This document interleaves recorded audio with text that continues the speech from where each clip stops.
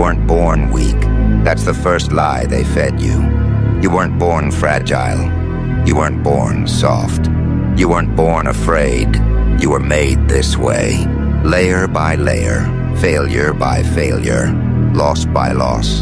And the worst part, they convinced you it was your fault. They told you you lacked talent. They told you you didn't have it. They told you some people are just born strong, and you weren't one of them. But listen carefully. Weakness is not a birth trait. It's a condition, and like any condition, it was imposed. You were trained to hesitate, trained to doubt, trained to lower your voice, your standards, your ambition. You were taught to be careful instead of dangerous, polite instead of powerful, acceptable instead of unstoppable. That wasn't kindness. That was control. Look at Vegeta, born a warrior, raised in a world that respected power, not excuses. And yet, even he was broken, not because he lacked strength, but because he was conditioned to believe he would never be enough. A prince reduced to a tool, a bloodline turned into obedience, power twisted into submission. That's not weakness, that's oppression. And whether you realize it or not, you live the same story. You weren't allowed to become who you were meant to be. You were shaped into who the system could tolerate. Every time you spoke up and got shut down, every time you failed and got labeled, every time you were told, be realistic, each moment carved something into you. Not humility, not wisdom, fear.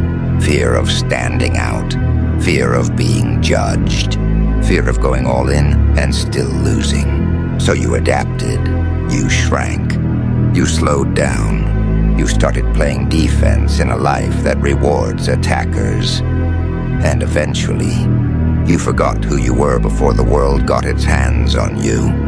That's how weakness is created. Not in the body, not in the genes, in the mind. Vegeta didn't struggle because he was weak. He struggled because his entire existence was built on comparison. Always second, always chasing, always proving. Sound familiar? You were never allowed to grow at your own pace.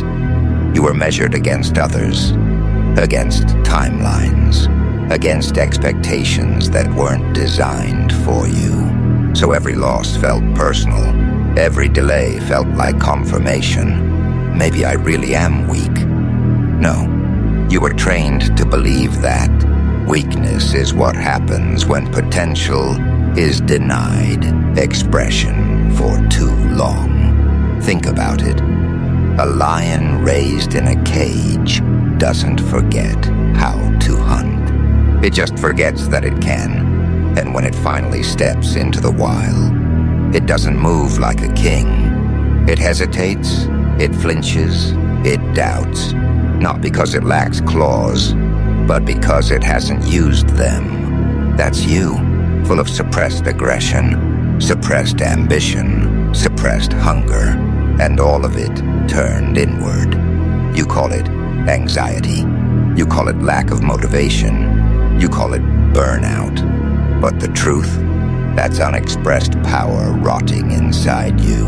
Vegeta didn't become dangerous the moment he transformed. He became dangerous the moment he accepted the truth.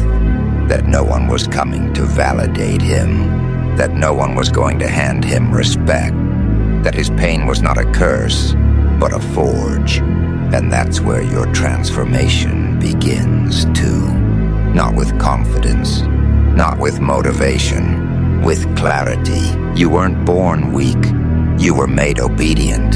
You were punished for intensity, mocked for ambition, isolated for refusing to fit in. So you learned to mask your power, to water yourself down, to survive instead of dominate.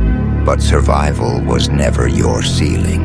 It was your training phase. Vegeta didn't break when he lost. He adapted. Every defeat stripped illusion. Every humiliation burned ego. Every loss sharpened resolve. And slowly, quietly, he stopped fighting for approval and started fighting for identity. That's the shift. Most people want to feel strong. Warriors want to become undeniable. You don't need hype. You don't need encouragement. You need to remember who you were before you were told to sit down, shut up, and behave. Before fear crept into your decisions. Before comfort replaced hunger. Before excuses sounded reasonable. Because weakness didn't start with you. But ending it, that's your responsibility, and it will hurt. Because shedding weakness feels like dying. It feels like betrayal of the version of you that learned to cope instead of conquer. Vegeta had to let go of being liked, of being right, of being comfortable. He had to choose growth over pride. And pride is expensive. It costs you evolution. That's why this isn't a motivational speech. This is a warning. If you stay the way you are, the world will keep using you. If you cling to softness, life will keep testing you. If you keep identifying as weak, you'll never access the force beneath it. But if you accept the truth that you are engineered to doubt yourself, then you can reverse the process. Recondition the mind, reignite the hunger, rebuild the discipline. This is not about becoming cruel. It's about becoming accurate. Accurate with your time, accurate with your energy, accurate with who deserves access to you. Vegeta didn't become strong by wishing. He became strong by enduring what would have broken others. And in the next part, we go deeper. How pain rewires you. The birth of a warrior mindset. Pain doesn't come to destroy you. That's the lie. Pain comes to reprogram you. The weak experience pain and ask, why me? The warrior experiences pain and asks, what is this trying to build? That question changes everything. Because pain is not random, it's directional. It points you toward the version of yourself you've been avoiding. Vegeta didn't become dangerous because he enjoyed suffering. He became dangerous because he understood it. Every defeat wasn't a punishment. It was a message. Every loss stripped away fantasy. Every failure burned away comfort. Every humiliation carved precision into his will. And slowly, without mercy, pain rewired him. That's what pain does when you stop running from it. It teaches you how to focus under pressure, how to think when emotions are screaming, how to move when your confidence is gone. Pain doesn't make you weak. Resistance to pain does. Most people numb it. They distract themselves. They drown it in pleasure, noise, validation, excuses. And every time they do, they delay evolution. You didn't become weak because life was hard. You became weak because you were taught to avoid hardship. Vegeta was never allowed that luxury. He was forged in an environment where power was the only currency, where sympathy didn't exist, where failure meant extinction. And while that broke parts of him, it also built something rare, pressure tolerance. That's the real superpower. Not confidence, not motivation, not talent. Pressure tolerance. The ability to stay composed when everything is collapsing. You don't gain that by feeling good. You gain it by staying present when things feel unbearable. Pain rewires the nervous system. If you let it, it sharpens reaction time. It teaches economy of movement. It eliminates hesitation, but only if you stop treating pain like an enemy. Vegeta learned that rage alone wasn't enough. Rage burns hot, but it burns out. What replaced it? Control. Cold, deliberate, surgical control that didn't come from victories. It came from losses, from standing in the aftermath of defeat and realizing one brutal truth. Emotion without discipline is weakness. You don't get stronger by feeling more. You get stronger by feeling less at the right moments. Pain teaches that. Pain teaches you where emotion betrays you, where ego blinds you, where comfort slows you down. And once you learn that, you stop romanticizing struggle. You start using it. Think about it every time life hits you and you survive, without collapsing, without begging, without quitting. Your mind updates its limits. Your body remembers, oh, we didn't die. And the next hit doesn't scare you the same way. This is how fear loses authority, not through confidence, through familiarity. Vegeta didn't wake up fearless. He became fearless by repeatedly walking into situations that terrified him and staying. Pain trains you to remain functional while uncomfortable. That's the difference between a civilian mindset and a warrior mindset. Civilians look for exits. Warriors look for positioning. Civilians ask how long it will last. Warriors ask how to endure it better. Civilians break when things go wrong. Warriors adjust and keep pressure. That shift doesn't come from inspiration. It comes from repetition under stress. And this is where most people fail. They think pain is supposed to stop. They believe if they do the right things, suffering should reduce. But growth doesn't work like that. The pain doesn't stop. You adapt to it. Vegeta didn't eliminate struggle. He raised his capacity to carry it. That's the real evolution. You don't become powerful by removing difficulty from your life. You become powerful by becoming larger than it. Pain is the gym for the mind. Every rep hurts. Every set burns. But with each one, your tolerance expands, and what once crushed you becomes warm-up. That's why the people who avoid pain stay small. They never expand their container, so when pressure arrives, and it always does, it overwhelms them. You're different now because you felt pain that didn't kill you, loss that didn't end you, isolation that didn't erase you. Those weren't setbacks. They were upgrades. You just didn't know how to install them yet.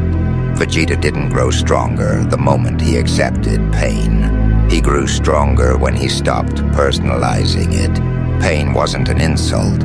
It wasn't an injustice. It was information. Information about his limits, about his gaps, about where discipline was missing. Once you stop asking pain to be fair, you can finally learn from it. Fairness is irrelevant in a battlefield. Only effectiveness matters. Pain exposes inefficiency. It shows you where you're sloppy, where you rely on emotion, where you crumble under uncertainty. And once exposed, you have a choice. Fix it or stay weak.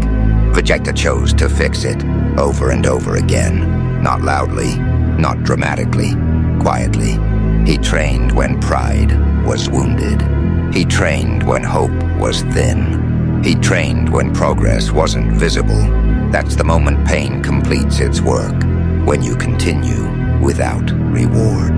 That's where the warrior mindset is born, not in victory, in obscurity, when nobody is watching, when nobody cares, when quitting would be justified, and you don't. Because at that point, you're not training for outcomes anymore. You're training identity. I am the kind of person who doesn't stop. That belief is worth more than talent. Pain builds that belief slowly, relentlessly, and once it's installed, nothing can take it from you. You stop panicking under pressure. You stop rushing decisions. You stop reacting emotionally. It strips success. You stop caring about opinions. You stop chasing validation. You stop explaining yourself because pain showed you what matters and what doesn't. Vegeta stopped fighting to be admired. He fought to be accurate. Accurate in training. Accurate in movement. Accurate in intent. No wasted energy.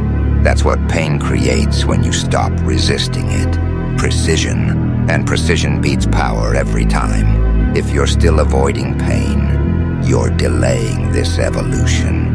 You're choosing to stay emotional, reactive, dependent. But once you accept pain as a teacher, not a punishment, everything changes. You stop asking life to be gentle. You start asking it to be useful. And in the next part, we go further. From discipline to dominance. When control replaces emotion, discipline is where most people stop. Dominance is where warriors begin. Because discipline teaches you how to endure. But dominance teaches you how to decide. Endurance keeps you alive. Control lets you win. Vegeta didn't evolve the moment he learned to suffer. He evolved the moment he stopped letting emotion drive his actions. That's the difference. Most people are emotional creatures pretending to be logical. Warriors are logical creatures who use emotion only when it serves them. Emotion feels powerful, but emotion is unstable. It surges, it fades, it blinds. That's why emotional strength collapses under pressure. Control doesn't. Control stays. Vegeta learned this the hard way. Every time he fought angry, he rushed. Every time he rushed, he made mistakes. Every mistake cost him blood, pride, position. So pain taught him restraint, not softness, not mercy, restraint. The ability to pause while your instincts scream forward. That pause is dominance, because whoever controls the pace controls the outcome. Look at your own life. How many times did emotion sabotage you? How many times did anger make you reckless? Fear make you hesitate? Ego make you prove something you didn't need to? That wasn't weakness of character. That was lack of control. And control is not personality-based. It's trained. Discipline builds the structure. Control gives it direction. This is where the transformation becomes dangerous. Because once you stop reacting emotionally, people lose leverage over you. They can't provoke you. They can't rush you. They can't manipulate your timing. You stop playing their game. Vegeta stopped fighting for approval, stopped fighting to be seen, stopped fighting to be right. He started fighting to be effective. That shift is lethal, because dominance doesn't announce itself. It observes, calculates, waits, then moves with certainty. Emotion wants release, control wants results, and results are what reshape reality. Most people confuse intensity with power. They think louder means stronger, faster means better, more emotion means more commitment. That's why they burn out. Vegeta learned to compress power instead of exploding it. Less movement, less waste, more precision. That's dominance. You don't need to prove you're strong when you are strong. You don't need to threaten when you're capable. You don't need to explain when you're prepared. Silence becomes your advantage, because silence forces others to reveal themselves. They rush, they talk, they expose fear, and you stay still. Control isn't coldness, it's clarity. You see the situation for what it is, not how it feels. That's why control terrifies people, because they can't read you. They don't know when you'll move. They don't know what you're thinking. They don't know how far you're willing to go. Uncertainty destabilizes. Vegeta became dangerous not because he hated more, but because he hesitated less. Not reckless hesitation, strategic hesitation. Knowing when not to move is power. That's something discipline alone can't teach. Discipline tells you to show up. Control tells you how to show up. Where to apply force, where to conserve it, where to wait. This is where you stop being reactive and become intentional. Every decision measured, every action deliberate. You stop chasing motivation. You stop riding emotional highs. You operate from standards. Standards don't care how you feel. Vegeta trained whether he felt confident or broken, whether he felt hopeful or humiliated. That consistency rewired him, and eventually, emotion stopped dictating behavior. Behavior started dictating emotion. That's reversal of control. You don't wait to feel ready. You act, and readiness follows. You don't wait to feel strong. You move, and strength accumulates. That's how dominance is built, quietly. People think dominance looks aggressive. It doesn't. It looks calm. Because calm means nothing is controlling you. Not fear, not anger, not doubt. You respond, you don't react. And response always beats reaction. Reaction is predictable. Response is calculated. Vegeta didn't need to overpower everyone. He needed to outlast their mistakes. That's why control wins wars. Not emotion, not ego. Control. This is also where you stop explaining yourself. Explanation is emotional.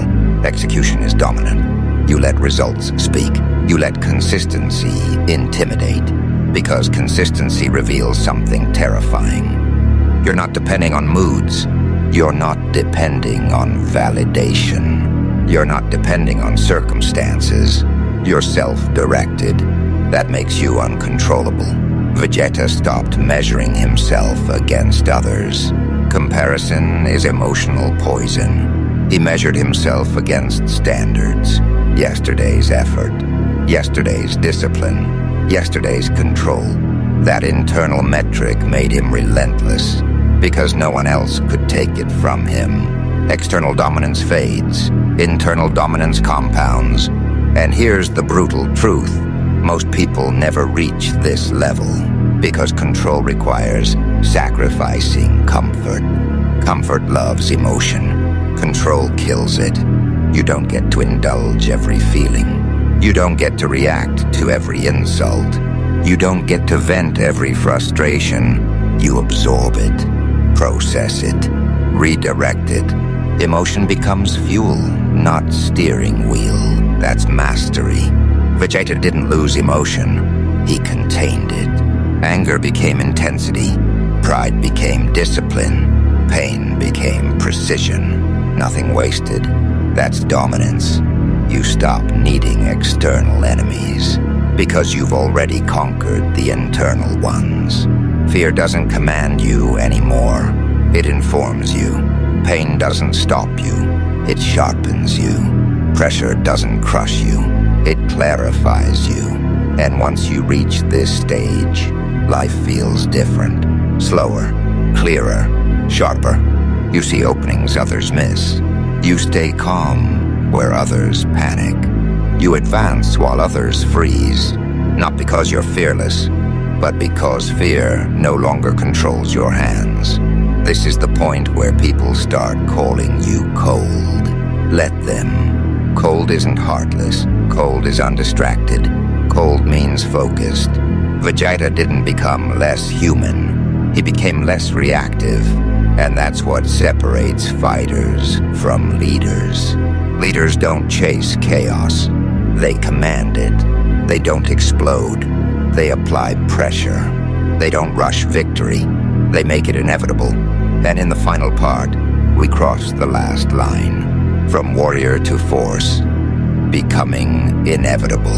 At some point, the fight ends. Not because you won, but because resistance becomes pointless. This is the final evolution. Not warrior, not champion, not survivor. A force. Forces don't argue with reality. They reshape it. Vegeta didn't reach this state by overpowering everyone. He reached it when his presence alone altered outcomes, when his resolve made conflict unnecessary. That's inevitability. Inevitability is when effort disappears from the outside view, but discipline still burns underneath. People seek calm. They don't see the decades of pressure behind it. They see confidence.